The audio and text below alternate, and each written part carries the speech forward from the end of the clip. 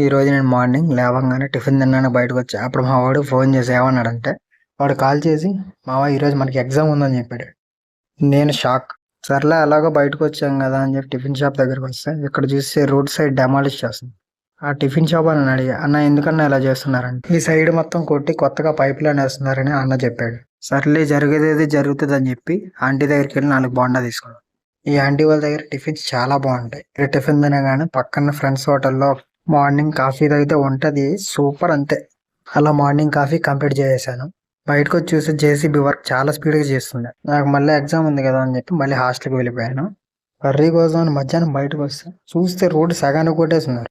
వీళ్ళే అన్న జేసీబీ అన్నాడు. ఏంటన్నా ఎంత స్పీడ్గా చేస్తున్నావు అంటే ఎలాగైనా మధ్యాహ్నం లోపల కంప్లీట్ చేయాలని ఫిక్స్ అయిపోయాడు.